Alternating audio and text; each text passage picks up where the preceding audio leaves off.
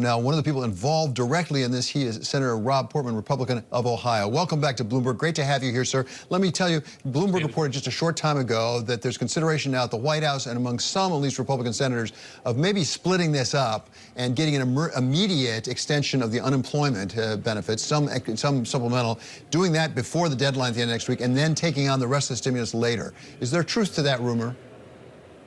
Well, it's certainly something that's being looked at. The better solution would be to get our act together and get something done by the end of next week. That's a broader package because so many of the COVID-19 related matters are urgent.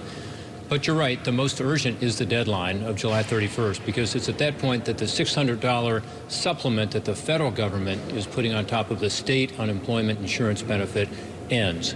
So you have a cliff there. And I think most of us agree there needs to be something in its place. Most of us also agree, by the way, that the $600 flat amount for every worker is not a good idea going forward because it's creating a disincentive to work. 60 to 70% of the people on unemployment insurance today are making more under unemployment insurance than they do at work.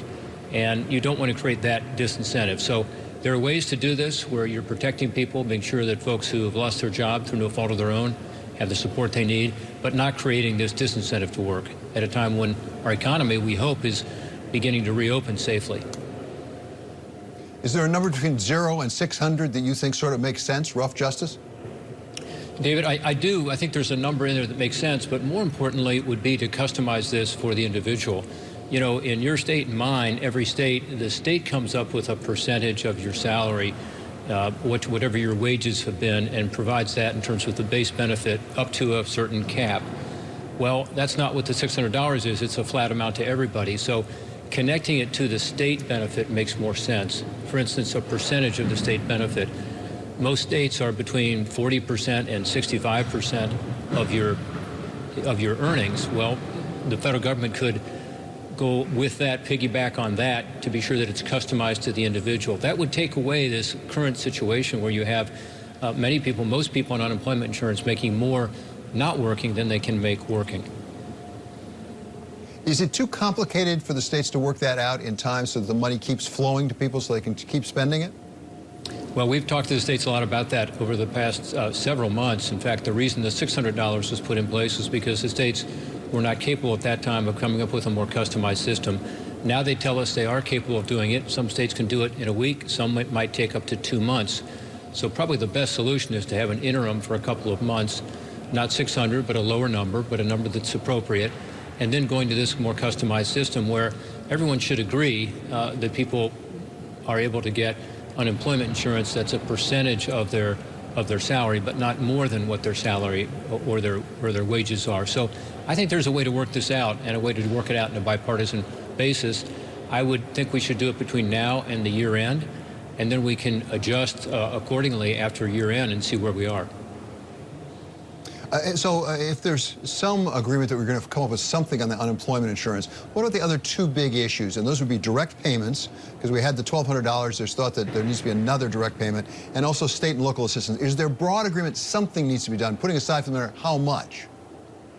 I think there's broad agreement on much more flexibility with regard to state and local. That's the number one issue that I hear back home is that, yes, we have this funding from the federal government, but we don't know if we can use it to close our revenue gap because in so many cases revenues are down. So it may not be that they need money for a COVID-19 specific expense, which is what the legislation currently says under the CARES Act, but they want to have the flexibility to be able to close that gap.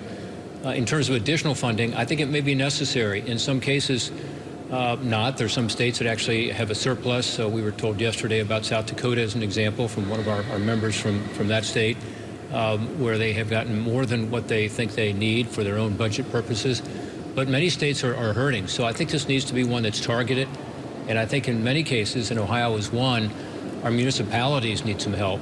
And maybe it's more appropriate to send that money directly to those municipalities that are less than 500,000 people. So they didn't get any funding in the first one, but they do have a large gap. So I think there's a way to do this that provides more flexibility that everybody seems to agree on, and then target it in terms of more funding. And then finally, you know, you ask about how we're going to get through this broader discussion when there's so many differences between us.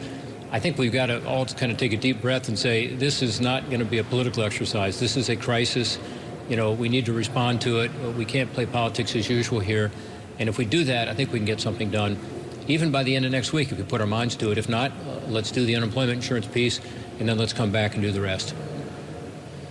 Senator Portman, let's turn from domestic issues to international issues. We woke up this morning, many of us, to learn that the United States has told China that it has to close its consulate in Houston by the end of the week. This comes on the heels of the accusation about a couple of Chinese hackers, apparently, who were stealing intellectual property, including related to COVID-19. Could you give us a sense of U.S. policy toward China? Is there a comprehensive approach here? Because it feels like we're getting into a tit-for-tat with China. Yeah, we absolutely need a comprehensive approach. And today, we reported out of committee our legislation, which is called Protecting American Innovation. And it's a comprehensive approach to this issue of China coming over here, systematically targeting promising research and promising researchers, and then taking that research back to China. Those researchers increasingly are being exposed. The Department of Justice, the FBI, has arrested a number of them since we issued a report late last year about this happening around our country. And our legislation is bipartisan, it's level-headed, it's based on the facts, but it does, send a clear signal to China that if you continue to do this, there will be consequences. I think, David, that the number one priority we should have right now as Americans is being sure that our own house is in order. In other words, we keep pointing the finger at China, but really we've been naive in terms of how we've protected ourselves. And so we need to do more in terms of being sure that to the extent the federal government is providing research dollars, that those research projects don't end up in China rather than in the United States. And it's easy to do that, in my view, by tightening up things here at home. So that's what our legislation does. It would help on all these fronts. I don't know what the underlying cause was of the closure of the consulate in Houston, but I suspect it was related to this, either the hackers or the fact that out of that consulate there was activity being done to take intellectual property and essentially leapfrog the United States. It's been going on for 20 years, David. It's through these so-called talent programs where they target researchers, but it's through other means as well, including some of the cyber attacks you talked about. Yeah, everyone seems to agree. It has been going on for a long time. Thank you so much, Senator. It's always a treat to have you with us. That's Senator Rob Portman, Republican of Ohio.